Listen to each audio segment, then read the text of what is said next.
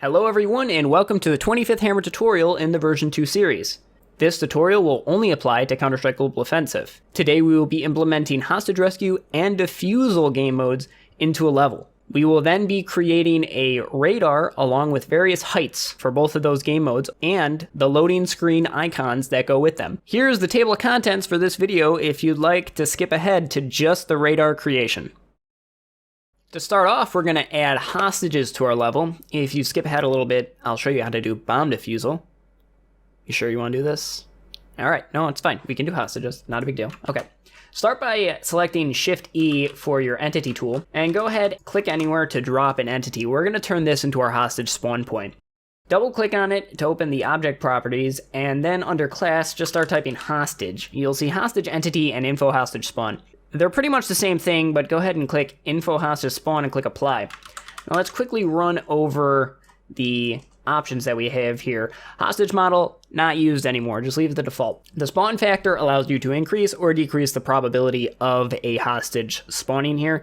We're just gonna leave that default. We have exclusion groups. This will allow us to prevent 2 hostages or more in the same group from spawning together. So if we have 6 hostages, 3 are in group A, 3 are in group 2, 1 hostage from each group is going to spawn each time. The game randomly picks 2 hostages when the map spawns. I'm going to place this guy into group 1, and I'm just going to drag him over. So we have 2 guys down and lower. And then in normal spawn point tradition, we're going to raise these guys up so they don't have spawn issues. Then I'm going to place another group here. Just going to bring them a little bit closer together, rotate them, raise them up off the ground, press Alt-Enter to open the object properties. Take them out of group 1, put them in group 2. Then we're going to copy them one more time, take them out of group 2, stick them in group 3. Hit apply, and then close that out. That's all that you really need to do to get hostages to spawn. The last point is obviously the hostage rescue zone. Go ahead and browse for the trigger texture, and now we need to create a volume. This is going to be our hostage rescue zone. So go ahead and just create this wherever you want it to be. This can be multiple brushes if you'd like. We can go ahead and create another brush over here to extend the hostage zone into kind of an L shape. Select them all, press Ctrl-T to tie them to an entity, and then under class, just start to type hostage. You'll get function hostage rescue. This is the hostage rescue zone. Click apply and then close out of that window and you're good to go. By default, if you have, say, one hostage rescue zone at one end of your level and another on the far end of your level, so basically they're not one conjoined thing, they'll both work, but the game will only place the little radar H on the last one that was created. So typically most maps have one rescue zone that's just, all connected, so you get that 1H on the radar, but that's completely up to you. You can mark it in the overview when we go create that later. I'm gonna go ahead and compile the level now, and we'll see what we got in game. All right, here we are in game. If we go ahead and walk around a little bit, there's the hostage that we placed there, and there should be one more guy over here. So those are our 2 hostages. We can go ahead and pick them up. Get the hell out of here. And then I'm just gonna no clip over, bring them over to our rescue zone. Hostage has been rescued. And that's it.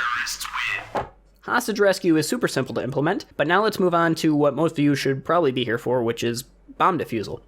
The first thing you're going to do is select your trigger texture, and then create a volume brush where you want your bomb site to be. Again, just like the hostage rescue zones, the bomb sites can be multiple brushes, and you just tie them together as one. Now, whichever bomb site you create first will be bomb site A. If they happen to flip themselves on you during your editing, you just have to go back and recreate them. It's not a big deal.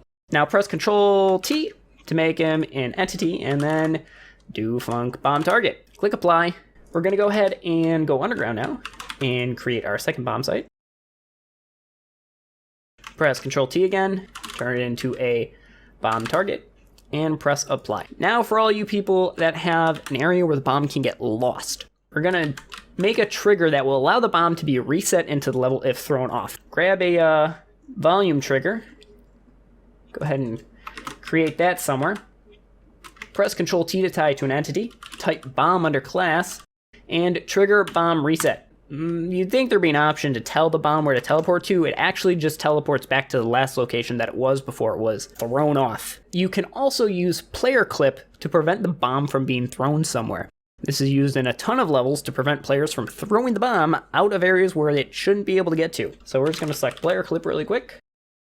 And then I'm going to put a player clip volume right in this little circle. We can show you that the bomb cannot be thrown through it.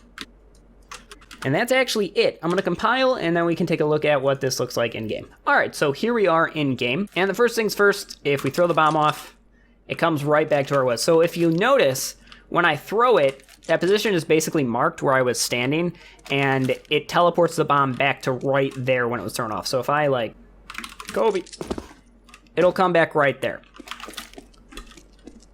And if we try to drop the bomb here,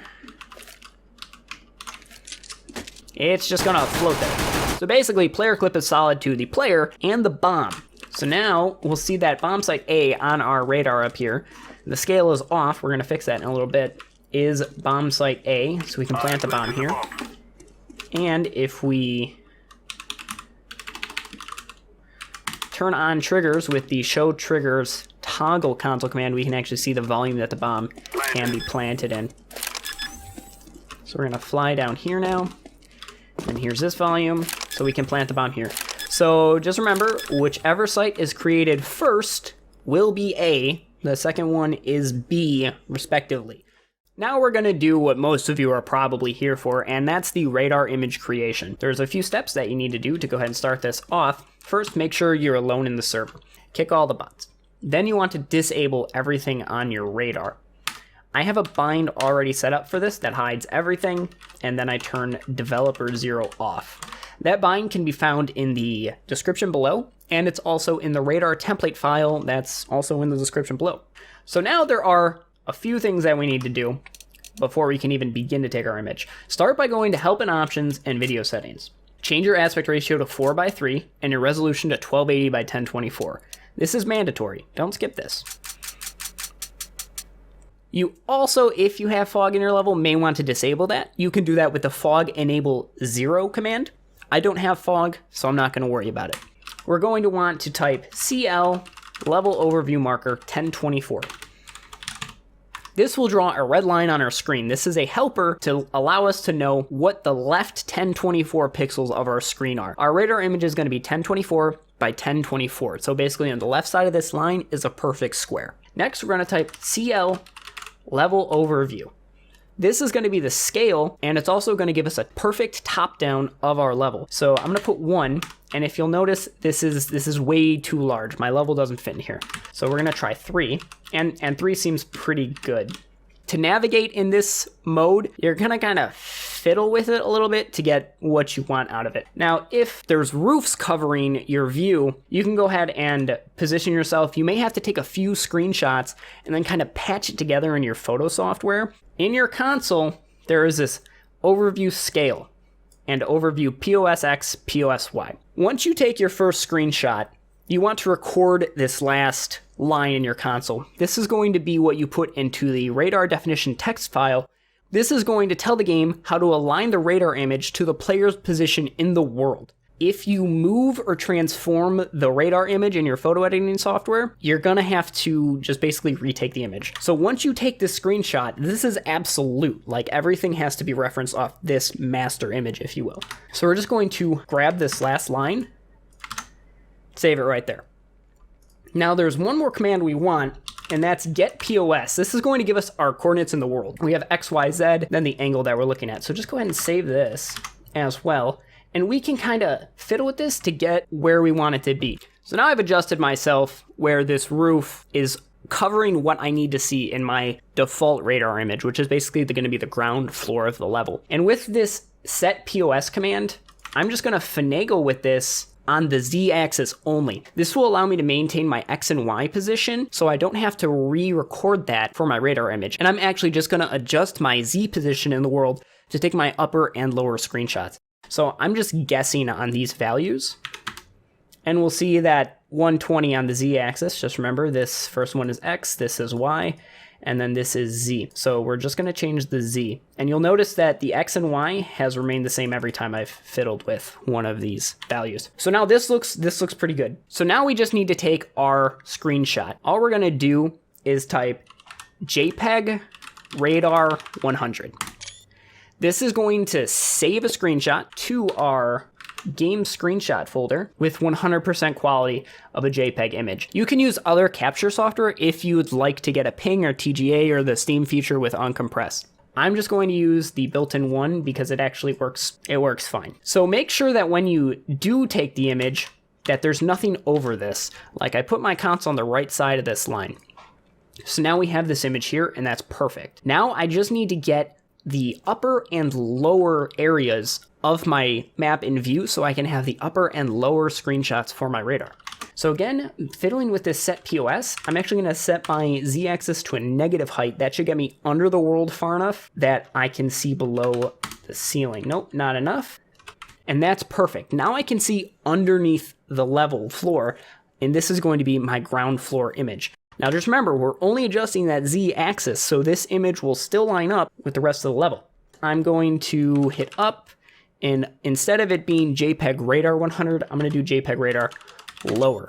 So now we have a different file name. And lastly, we just need the upper coordinate of our level. So now that roof is showing, that's the only real height change that I have upwards. I'm going to do JPEG Radar Upper 100, and then we'll hit submit there. Now, typically in your photo editing software, you're going to overlay your spawn points and where the bomb sites, hostage rescue zone stuff are. Now you're going to utilize that show trigger toggle again to figure out where those are. So we're actually going to take another image with the triggers enabled that will allow us to figure out exactly where it is when we paint in Photoshop. So I'm going to do show trigger toggle, and if you notice, they actually didn't show up. Not a problem.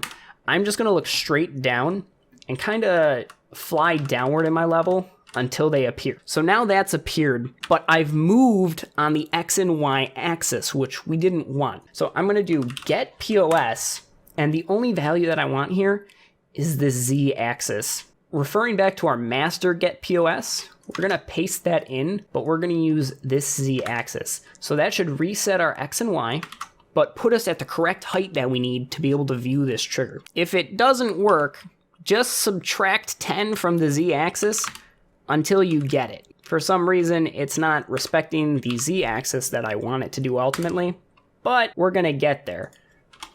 So now I actually have that, and we're just going to take another screenshot here, which is JPEG Radar Lower with triggers, and again with the 100. So now we just need to do this for the upper height of our level. So I'm gonna zoom up till I get it.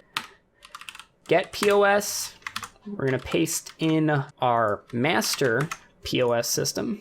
And then looking at that Z-axis, I'm going to try it, see if it gets me where I need it to be. It actually did that time, which is cool. So we didn't have to fiddle with that one. And then JPEG Radar Upper Trigger 100. That's it. That's all we have to do in game. We're going to actually close out now. And we're going to save this. I would highly suggest putting that with your project files. So I'm going to close out of this, and we're just going to minimize hammer. The next thing that we're going to jump into is Photoshop. I use Photoshop. I'm not here to teach you guys Photoshop. And if you don't use Photoshop, you're going to have to kind of find your own way with GIMP, Paint.net, or whatever. You're also going to have to find your own DDS plugin. That's the file type that we need to save as. If you're a Photoshop user, you can download the NVIDIA texture tools. This will allow you to save your files as a DDS from Photoshop. DDS is what the radar image needs to be. You just go to this link in the description. It's also in the radar template file that I will give you also into the description. And you just download your 32-bit or 64-bit, depending on what Photoshop version you're going to use. Install it, and then you're off to the races. We're gonna start by creating a new file. This is gonna be 1024 by 1024 RGB color. Click OK. And now we need to go to our screenshots folder from CSGO, and these are our 5 files. So we're going to open these all in Photoshop, and then we're going to press Ctrl-Alt-C to adjust the canvas size. We're going to use the left side anchor, change pixels to 1024 by 1024, hit OK. It's going to tell us that some clipping will occur, click proceed, and that's going to give us a perfect square from the left side of that line. So we're just going to copy that into our master file. I'm going to do this for the rest of those and name them accordingly in my layers. With all of my layers now saved into groups and with proper names. I'm going to save the file just in case Photoshop crashes. And this file should also be saved, so if you make any changes, you can append them with a little Photoshop magic. Now, the next thing we normally do is do overlays in Photoshop for where the bomb sites are. So for that, I'm just going to create a new trigger, loosely select with my marquee tool where this bomb site is. I'm gonna grab my brush tool, nothing fancy, I'm just gonna paint over it. And then I'm going to make a selection over our lower, paint it. And then I'm gonna save this as default overlays. And I'm going to drop it into my default group. I'm going to disable those upper groups and then rearrange these so these overlays show. I'm going to turn the opacity down to signify that they're not on the same level as us. And when we descend to the lower one, I'll make that lower radar image take up more opacity and the upper one take up even less. Go to File, Save As, click the Format dropdown to D3D/DDS. We're going to name this our map name with radar at the end of it. So it's going to be Tutorial 25 RDR DE radar. Click Save, and you're going to want to save the preset as DXT1 ARGB 4BPP 1-bit alpha, and then just go ahead and click Save. Once that's saved, we can go ahead and look at our desktop, and you should be able to view DDS files with Windows Photo Viewer. And if we look at it, that is our radar. So we can go ahead and close out of that, and now we just got to do it to the other levels. So I'm gonna copy this overlay, put one into lower, copy it again, put one into upper. So now I'm going to hide my default group, show my lower group here, and put that there, hide the trigger because we have that. We're going to turn the opacity up here to like 70, and then with a little bit of Photoshop magic with a clipping mask, we can paint this a little bit. And I have my opacity set to 52, so this isn't nearly as bright as the lower. Grab my eraser tool and paint that down a little bit. Not great Photoshop work, but it's gonna work for our purposes.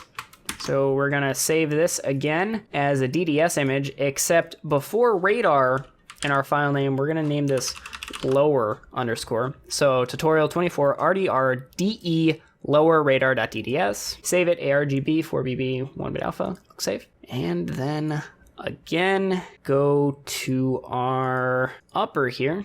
Turn off the trigger, move that overlay up, bring that opacity up, make that less. So now I'm just gonna make a new layer and then make a few marquees here. And I'm just gonna fill this in with a low level opacity black. So basically the player will know that he's, you know, on an upper level, but they can still kind of see the lower. You can kind of fiddle with this however you want. That should be good. So now I'm going to save this again, D3D radar, and instead of being lower, we're gonna throw this to upper. Click Save. Save it. And the last thing we're gonna do is make our spectator radar. So the spectator radars are another option that you have. You don't have to use them. If you don't have a spectator radar, it's going to use the default image for spectators and on the loading screen. So I'm just going to create a new file really quick, call it spec. I'm going to copy these two layers from my default into it. And then I'm just going to not do anything super special here. Typically, a spectator radar has more color than the normal in-game radars. You may notice that the in-game radars are desaturated. They may look like they're on paper, whatever editing the designer has decided to do to them. And the spectator one is more colorful, just to give the spectators a better experience, I guess. And I'm just gonna put spec on this one. I'm gonna put it in like red, just so we know that we've loaded the spectator image. And then I'm going to save this again, but we're going to go off the default here, and then after radar, we're gonna postfix it with spectate, not all caps.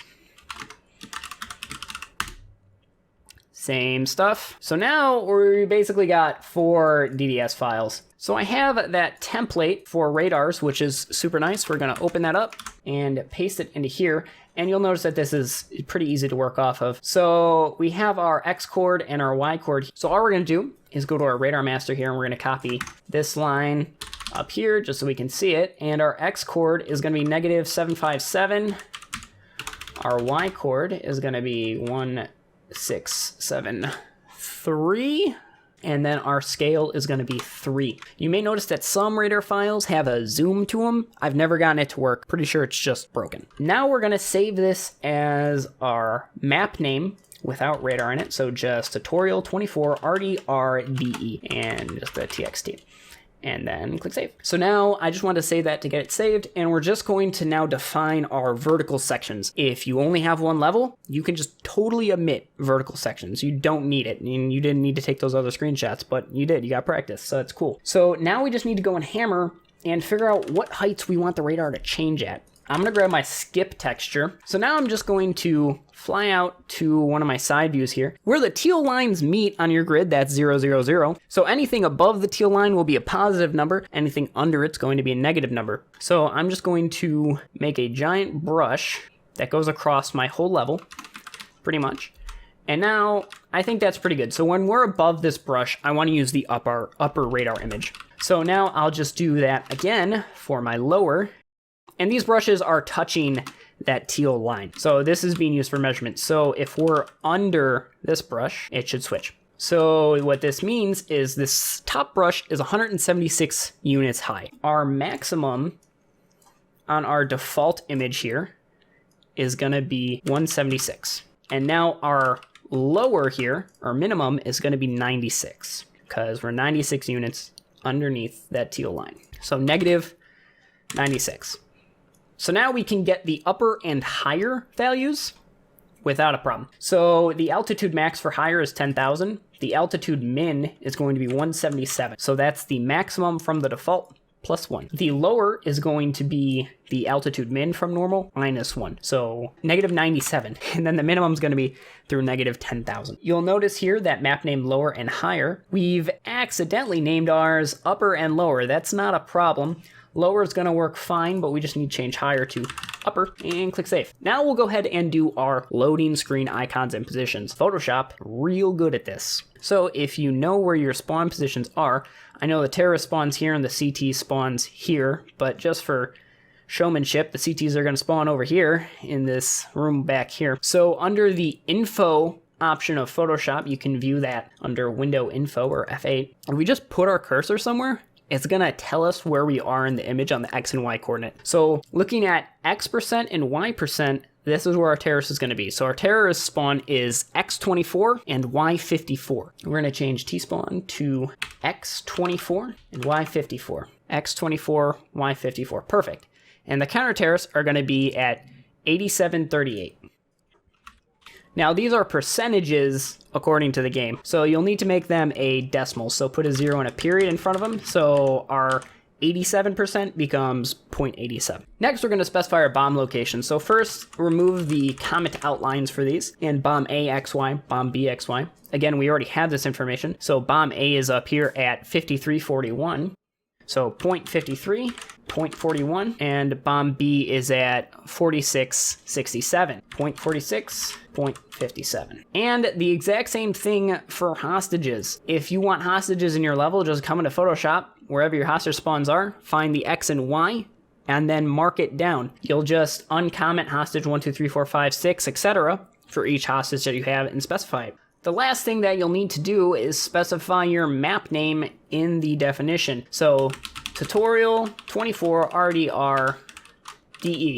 And right here, we want to specify the material for map name. So we actually put the map's actual name here, and then the game is smart enough to figure out what radar image to load for what. Click save. One last thing to note, if it doesn't work, 9 times out of 10, you've named the file wrong. I was accidentally specifying tutorial 24 as my file name instead of 25, as that's what the tutorial actually is.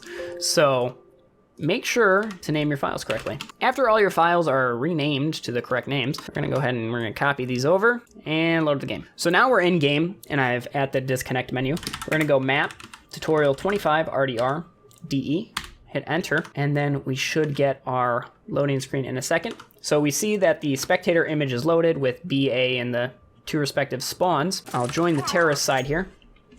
And if we look, our radar image is correctly aligned. A site is up top there, B site's down below. Now I'm gonna walk up these stairs, and then our radar image should change to the upper. So it does a gradient fade between the two images. So we see when we cross this threshold, the lower levels fade out, but the upper level fades in more. That's it loading that upper image instead of the lower image. And we'll do the same thing by walking down the stairs. And the upper levels have faded out, and the lower level has faded in. So that's it again, loading that different image. So if we go to spectators, so now we're spectating, and if we hit control, that'll bring up the spectator radar. As you can see clearly, it says spec on it, so that's reading the spectator radar. That's it for creating an overview for your level. It's pretty simple, just a little time consuming. Just remember, save that ultimate coordinate, so if you make changes, you can just append them. If you need to retake screenshots, you have your set POS command, and then you're good to go. I hope this tutorial helped you. Thanks for watching. Don't forget to subscribe, and stay tuned for more version 2 tutorials whenever they happen. Thanks for watching. Happy mapping.